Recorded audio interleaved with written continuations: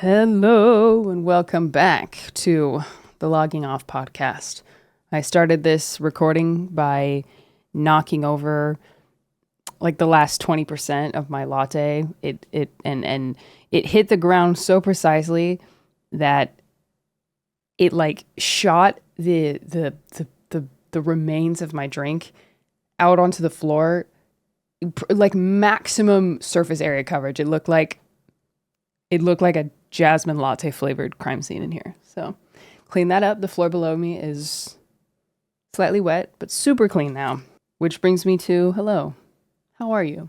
How are the blossoming days of summer treating you? And by that, I mean, it's getting warmer outside. There's at least where I live, there's a lot less clouds. The flowers are blooming. I made the mistake of letting our cats out in the yard for probably the longest amount of time that I've ever let them stay out there. You know, obviously they were supervised, but ever since then, Asher's been like begging, screaming, meowing, scratching at the glass to be let out. So I guess I'll just have to find some extra time to sit out there. It'll be good for me too, just be in the sun. Check out the plants. Maybe I can just coordinate. Maybe that's what I'll do. I'll coordinate my yard work with letting the cats have some outside time. Because they love, we have a bird feeder just outside our front door.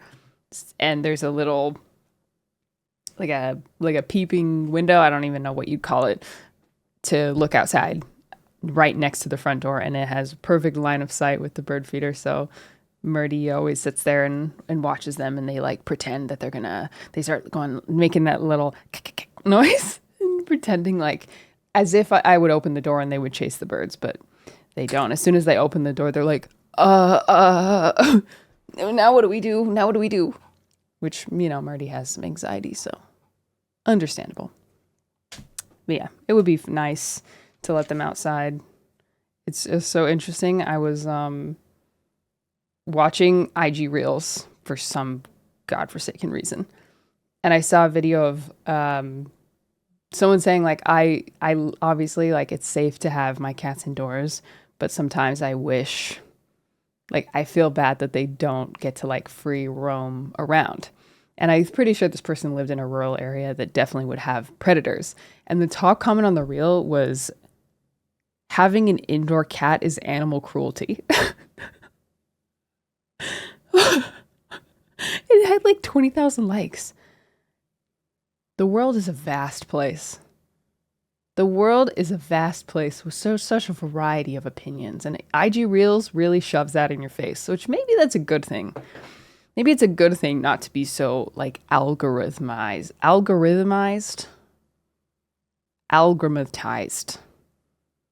to be so hypnotized by the algorithm of, you know, other social medias that only really put stuff you want to see on your feed.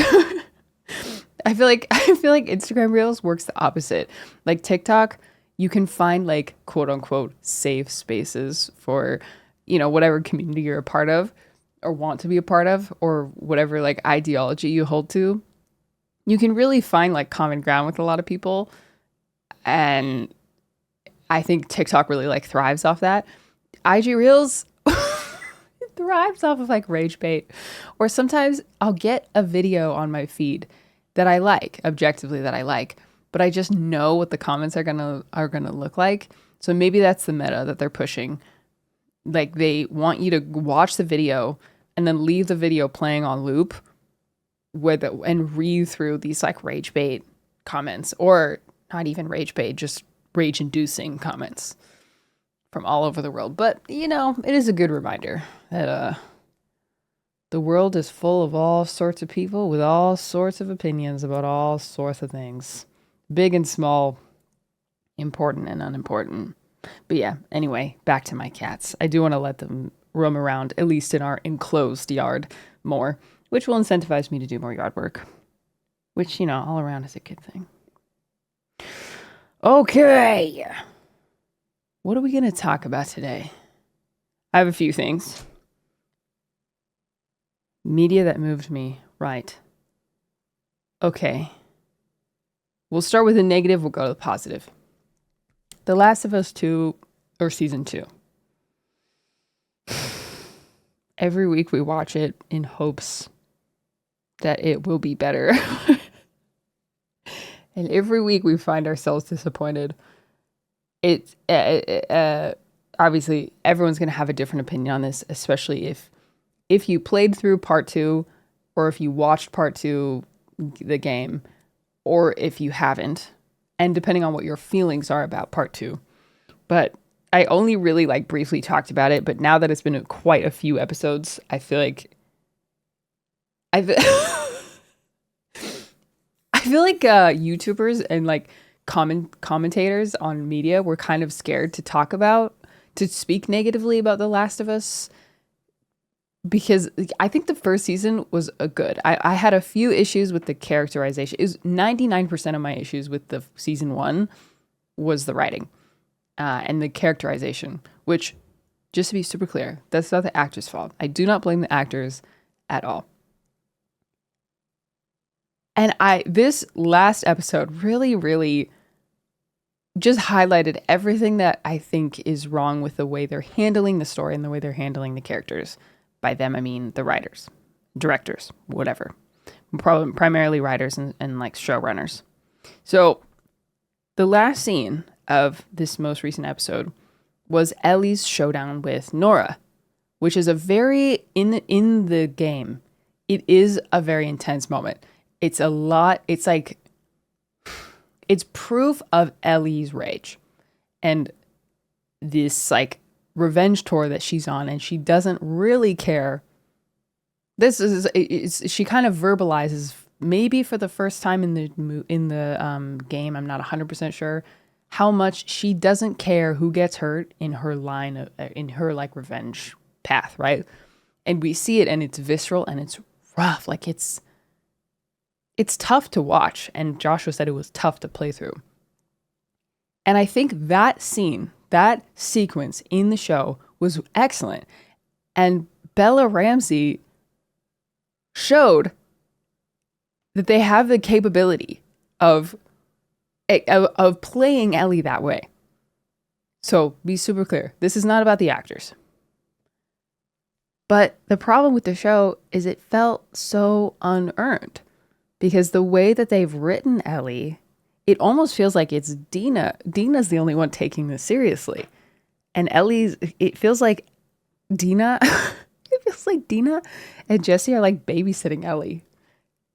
And the way that they changed the sequence of events, in the game, they didn't have the big, basically battle of Jackson Hole, Wyoming, against the infected. It was a pretty normal day.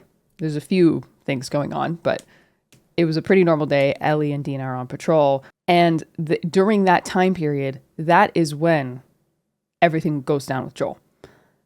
So, and I think that's really integral to the story, and it's part of the reason that Ellie feels guilty and feels, I think, somewhat responsible for this whole thing occurring, and the lack of closure that she at least feels like she got with Joel over everything, and all of the conflicting emotions that she has toward Joel and about his decisions, right? And him as a person. That's all really important. So the fact that they gave us such a long time between when the thing happens to Joel, I'm trying to go a little bit less spoilery in case someone hasn't watched it or played it, to when they start their journey, and when just how the characters interact and their relationships. It's all very important, and it's all very fast in the game. It's all very fast. It's emotional. It's passionate. It's reflex. It's reflex. It's action and reaction. That is just, I really feel like that's not present in the show, which is such a shame because it's such a great story. How do you,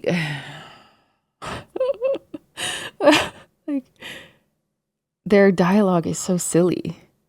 And I think Dina is a lot more likable of a character than Ellie. And it makes me wonder, like, do they not want us to like Ellie?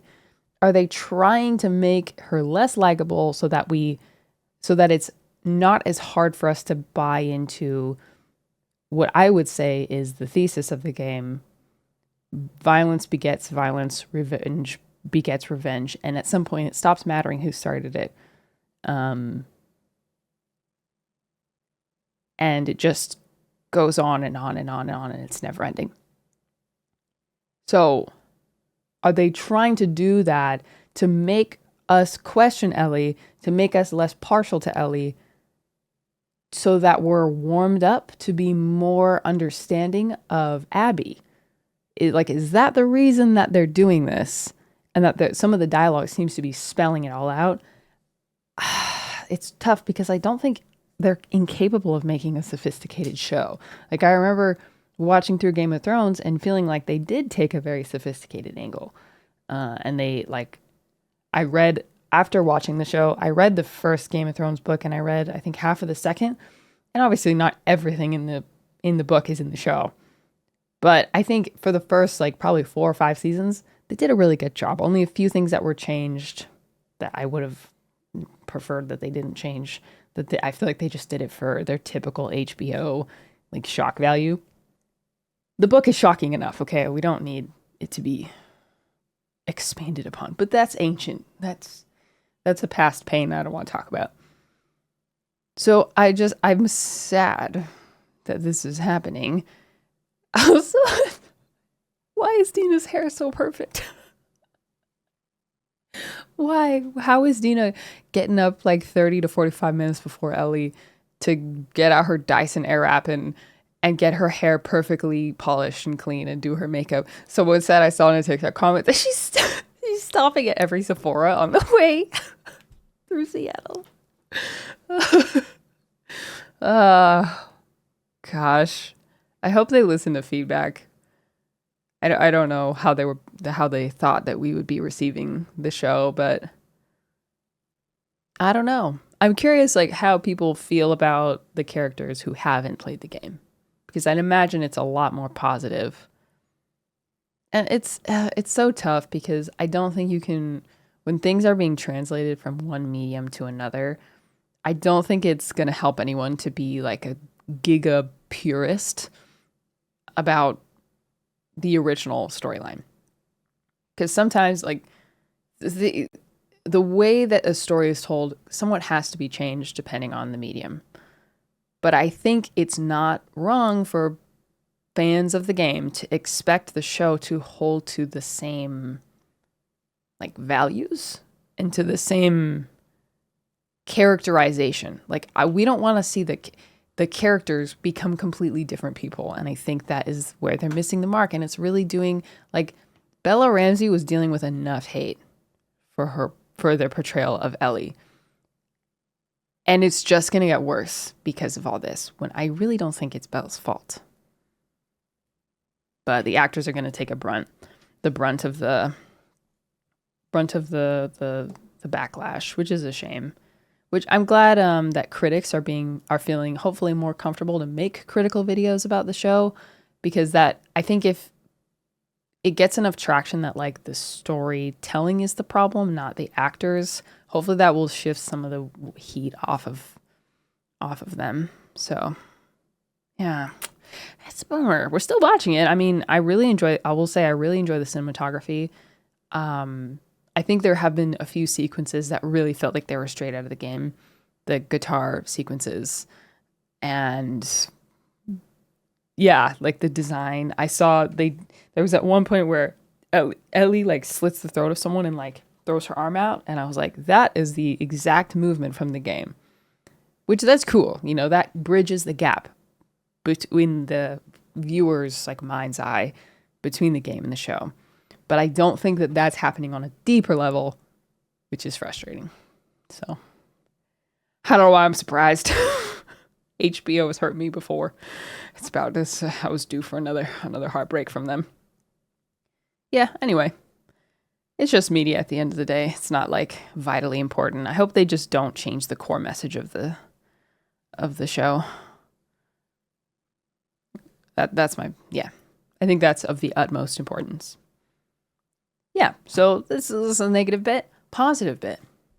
I played through the 5.6 Archon quest yesterday, and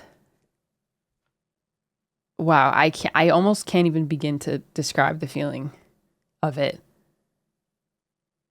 It obviously it's Mondstadt based, and almost this section will be a bit more spoilery. It will be spoilery. Yeah, so just yeah. If you haven't played it, you might want to skip this part. And you care. It had appearances with almost every Mondstadt character.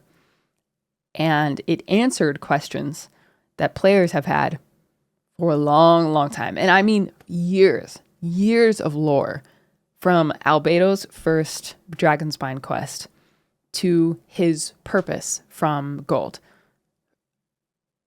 to his personhood and his relationship with Durin, and his relationship with his like brothers effectively, and the science component of it all, and the family component. And then jumping forward to Simi Lanka, which was, in my opinion, well, for me, no, not my opinion, for me, that was the last time I would say I was really, really engrossed in a Genshin Impact experience. And I won't get into it all now because my history with Genshin is long, is long and complicated, and it's full of ups and downs. Mostly ups, I will say that, mostly ups. It is so important to me, and it will always be important to me. And my heart, like, I spent almost 4 years of my life covering the game, probably 2 years of covering the game almost exclusively. And as a player, at least, just as a player, I feel like this quest, first of all, I think it came out at the perfect time to grip the hearts and to essentially like satisfy players who have invested into the game for a long time, or have paid. It doesn't really matter too much when you started the game because we've all played through the same quests, except the Albedo quest, which is not anyone's fault. Well, it is. This is the sadness of limited event quests in the game being so important. I still can't believe it's like to this day that's one of my favorite quests that's ever happened in the game. The failed experiment. What was it called? I can't remember the official name, but it's colloquially known as the Suspedo quest. That was amazing. And the time period around the game, that was amazing. So to have, just as a player, I felt like my investment in the game was so rewarded. And to see closure with Durin, and to have it tie into recent lore like the Simi Lanka mini Durin, and to have it tie in with overarching lore, more important lore, like the concept of rot and scientific artificial life and reincarnation, essentially, or changing forms. Like, I think during Albedo's last, like when he's absorbing Durin's heart, that I want to read back through what he said because I think it does have significance and importance to the greater story of Teyvat. And I think it's going to tie in with Skirk, and her role in Teyvat and outside of it, and the greater powers at large at B. So I just, as a player, I felt so, it just was everything I could have hoped for. It really, really surpassed my expectations. And there was a time during like a semi-unimportant sequence in the game where I had tears coming to my eyes because this game is so lodged in my heart, permanently lodged in my heart. And even though probably 6 months have passed. Actually, when was Simi Lanka? Because I think, Let me check my VOD channel. Dish VODs Simulanka. 9 months. Okay. Yeah. 9 months. And I think there's even a moment in one of those VODs where I mention that I'm probably going to be taking a bit of a step back from the game gradually, because, I can't. Genshin was so tied to my livelihood at the time that I couldn't just like full stop without putting my finances at risk, my family's finances at risk. So that was around the time that I started to kind of withdraw from the game. And to think that so much time has passed, but it felt like no time at all, I guess, playing through the quest. As a player, that meant a lot to me. As a content creator, that meant a lot to me. And I am certain that a lot of people who have kind of, for a variety of reasons, not actively played Genshin Impact, whether it's, because they're adults with full-time jobs now and maybe they weren't when they started. It's been 5 years. They were in school or they're currently in school. Or just, your interests shift and change. Some people like some regions more than others. I definitely like some regions more than others, or at least I feel like they appeal to me more or less. So I think this is just such a great... It felt like a love letter, honestly, from the writers and from the developers in it. And it truly did answer a lot of questions, but it also opened new ones. So it makes me so excited for Not Cry. And I honestly didn't know if I would ever feel that again. Which I know I'm speaking very like sentimentally and seriously about a game. And to some degree, yes, it is just a game. But for me, it has never been, and it probably never will be just a game. And stories are how we connect with each other.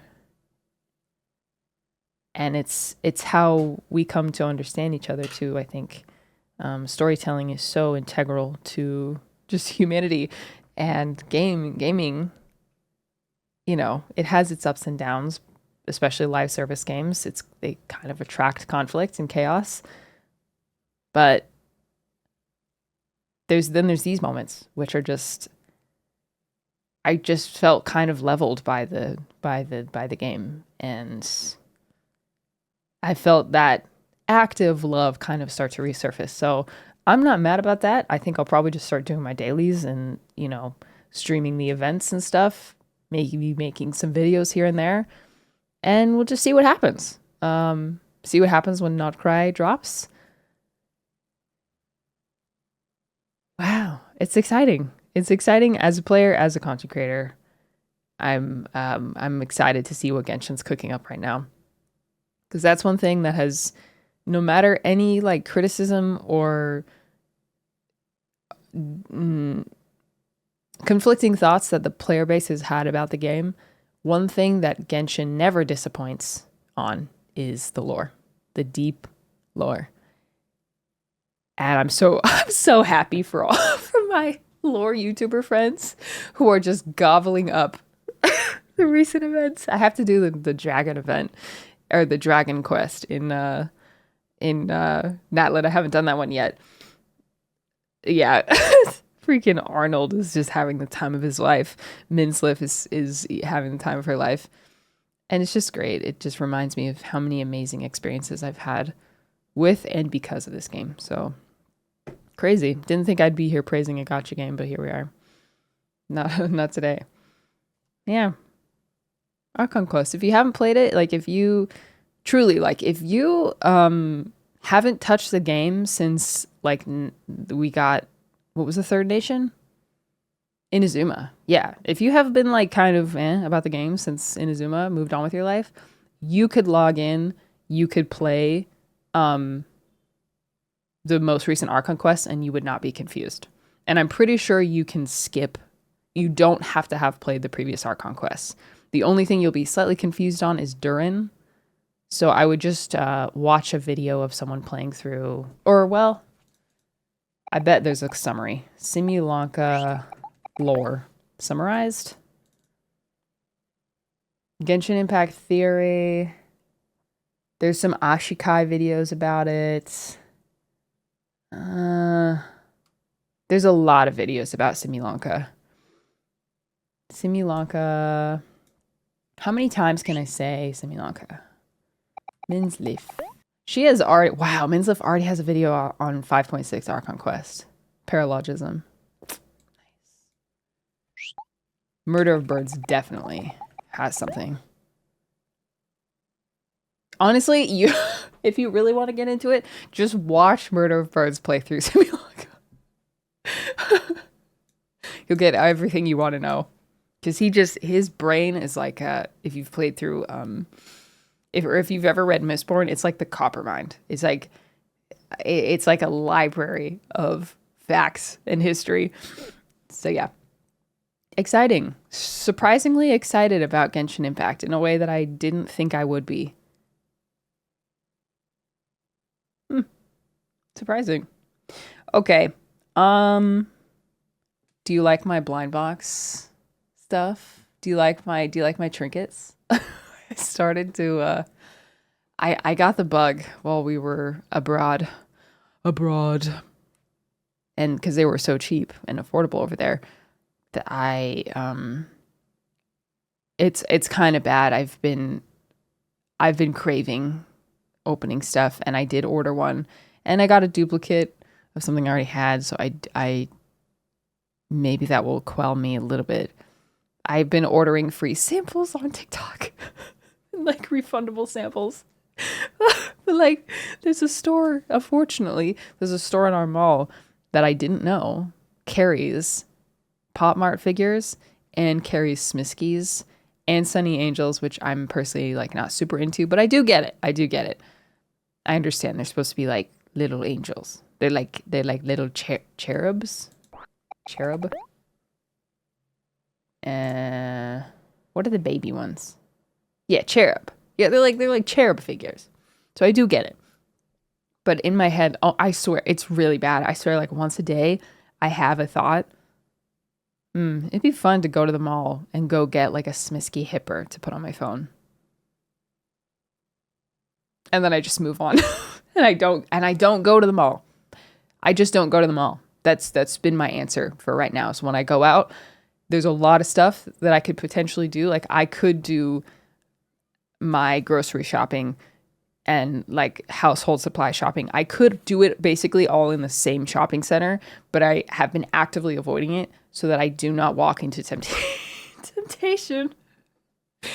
Oh, I'm trying to save money. I'm trying to be responsible and not let it take a hold of me, because it really could. Like Smiskies, I bought one before and I got a cute little professor one, and I gave it to my dad because I was like, I can't have this in my house, because if I have this on my desk, I will want another one. The ones that I am actively avoiding right now are Labubu, because I could see myself getting converted, and I think my TikTok feed, I swear, is showing me a Labubu video like every 5 swipes. And they are trying to brainwash me. And let me go on record, I don't like them. No hate, but I don't. The faces don't appeal to me. I have a preference to things that are more like cutesy. And I don't find they're supposed to be like ugly cute. They're kind of like Where the Wild Things Are. I know it has some mythological history, which I don't know. Labubu lore. Mystical creature. Whimsical small creature. Nordic mythology. Nordic. Let me look up some pictures. Yeah, okay. Yeah, they're supposed to be ugly cute. And to be fair, they are ugly cute, especially when they're in their little outfits. But they're like $35 in the US, and I cannot do that. That would be so unwise and unsafe. So I'm not doing that. But I could see myself getting into Smiskies. I have been collecting the Skull Panda, the sound sets. Unfortunately, I did get a duplicate. But when we're going to be in the Philippines for the Anne Friends Festival, so I may pick up some more and open while we're there. All right. So I'm trying to curb my craving for blind boxes. I can't do it. I can't do it, and I shouldn't do it. Maybe a little bit. Okay, this next segment of the podcast is called I'm an Idiot. And I have 2 idiot stories to share with you. Number 1. So, probably 6 years ago, I got an electric kettle. It's, if you're familiar with with like tea and coffee stuff, the brand is called Fellow. It's a nice electric kettle. It has a little dial on like a base plate, which heats it up, and you set the temperature there. And yeah, so it has a little spout that's great for pour overs. So super old. We got that forever ago. It's still in great working condition. At one point, Joshua wanted to take the electric kettle to his office so that he could do pour overs there. And he was like, would you mind if I just got like a cheaper kettle that has or I don't know if it'd be called analog, but it's a physical thermometer on the top to have at home that you can just use over the stove. I was like, yeah, that's fine. I don't really use it very often unless I'm making matcha or something. And matcha is a delicacy now more than ever because the prices are so high. I've been conserving the last bit of the matcha that we got in Japan. We have like a 3/4 of a tin left, and I just haven't touched it. But I gotta have it before it goes bad. Anyway, so yeah, we get the old. We get a cheaper kettle, same brand, so it looks very similar. It's just kind of lighter. It's a typical on the stove kettle. So I don't remember why I think he just ended up not really using it very often, and he decided to just bring the electric kettle back home. And then I think we were planning to give our friend the analog kettle that we got, the thermometer kettle. It's the stove top kettle. So I'm cleaning the kitchen last night. Both of the kettles are in our house now. I'm cleaning the kitchen, and I see the temperature kettle, the stovetop kettle on the stove. I was like, oh, that's weird. Well, my mom was here like feeding the cats while we were traveling, so maybe she just used it. And I was going to just put it away. But then I opened it and I saw there was a little bit of water in there. I was like, well, I don't know how long that's been there. Maybe I should just steam clean the kettle, which just means you put a little bit of water in there and you put it over the stove and you let it, you just let it boil until basically the water is gone. So I did that. I put it on the back burner, and there's like some other pots that I have yet to clean. You know, that's like the final boss of kitchen cleaning is the pots. So I put it on. I just let it steam back there. Cleaning, la la la la la. And then I saw smoke. I was like, oh no. There must be, I look at the kettle, there's some smoke coming from the back. And I was like, oh no, there must have been some like food attached to it. So I turn off the kettle and I pick it up, and the smell is putrid. It's so bad. So I'm turning it around. I'm looking for a piece of food. I don't see one. And I'm like, well, I should just cool this down, I guess. Because I don't know why. I don't know what's happening, but let me just stop the smoke because I don't want to set the smoke detectors off. And I start steaming the sides, and I look at the bottom, and I see like a hole with metal loops inside. And I was like, what is that? And then my eyes just kind of pan over to the counter. There's no kettle on the base of the electric kettle. There's no kettle there. Huh. There's no dial. There's no temperature dial on the top of this one. And suddenly I realize the smell that I'm smelling is not food. It's rubber. It's melting rubber. And metal that is bending under the heat of the flames. I've put an electric kettle on a fire stove and I'm literally melting it. I'm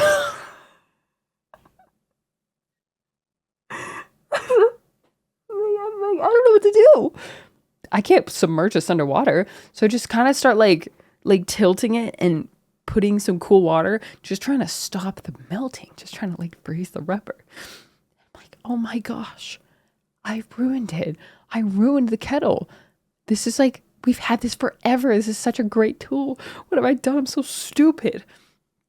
And it, like, I've been sleep deprived.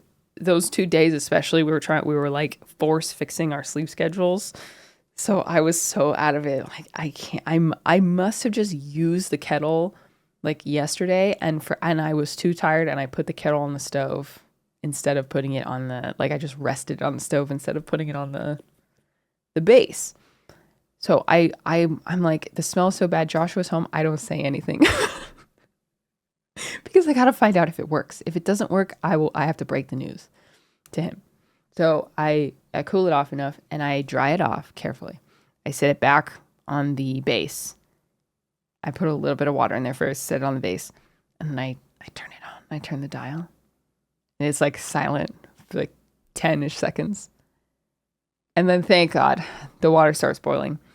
It does not sit on the base as nicely as it used to before, but it still works, and it is still working today. So I guess this will be a test to see if Joshua watches or listens to the podcast episodes when he's not on them. We'll see if he mentions it to me. I don't know if he's noticed, but the electric kettle now has kind of like these welts on them, these like burn welts, where the rubber is just like rippling out. That was fun. So my second I'm an idiot story is related to a book that I'm reading. So I've been gobbling up Mistborn, which I'm pulling out my Kindle for visual effects, but I've been listening to it mostly because if you have read Brandon Sanderson before, you know that the audiobooks are fantastic. And it allows me to read while I'm, cleaning. As someone who really, really hates cleaning, it makes the time pass more quickly. So I've been gobbling up the book. And there's a character in the book that has, I have a good feeling that I know what they look like, but I wanted to confirm. I was like, oh, I wonder if there's like artist renditions or any official artwork of this person. And I had the thought in my head, it's not smart to Google characters' names before you finished the books, because you could get a massive spoiler. Like, well, I thought, I was having main character syndrome. It won't happen to me. But Google doesn't discriminate. And I searched. And I'm like, well, I just won't look. Who did I think I was? The autofill was, of course, redacted, death. Oh, I just stared at my screen. And I wanted to punch myself in the face. And I immediately started coping. Like, well, the Cosmere stretches over, like, I don't even know, lots and lots of years. So if every character dies, right? Every character dies. And maybe he died of old age, peacefully.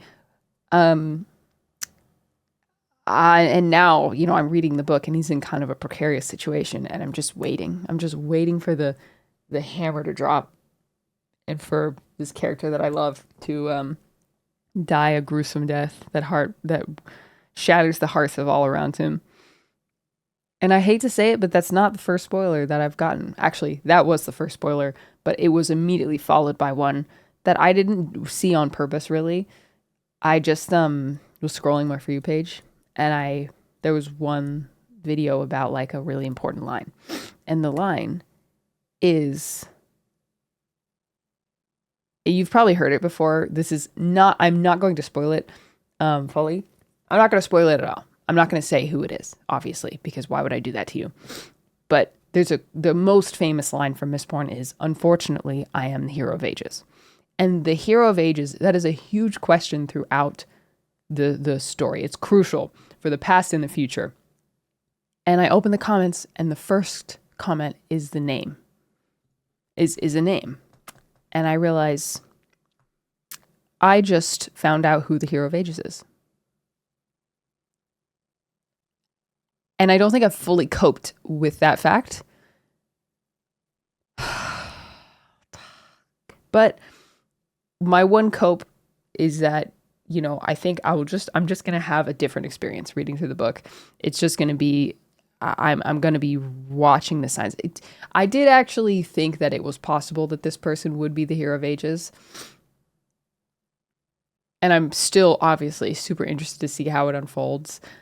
I guess it's not the worst thing in the world. It will be interesting now, like seeing how this person figures out that they're the Hero of Ages, how they know, how other people find out, and what the significance is. Like, there's lots to learn still, but I'm so mad at myself for opening this stupid comment section. Word to the wise, do not Google anything about a book. Ask a trusted friend. Ask a trusted friend who's read the series. Hey, could you Google a picture of me? Or could you Google a picture of this person? Or someone said they do reverse Google searches where they do like artist rendition of character, which was so smart. I don't know why I didn't think to do that. Just be smart. Don't do that to yourself. Now I'm waiting on the impending doom of one of my favorite characters. It's fine. It's fine. It's fine. Yeah. I hope my idiot stories make you feel a bit better about any oopsies you had this week. That's just life. All right. I love my husband. I love my cats. I love you guys. And I'll see you on the next one. Let me know if you have anything specific you want me to discuss. I might be finishing Mistborn, The Well of Ascension this week. So if I do, I have 11 hours left. If I do finish it, we'll talk about it in depth next week. So wish me luck. All right. Thank you for listening. Thank you for watching. I appreciate you guys a lot. It's always nice to sit down and have some chats with you guys. And let me know what's going on with you in the comments, and I'll see you on the next one. Bye.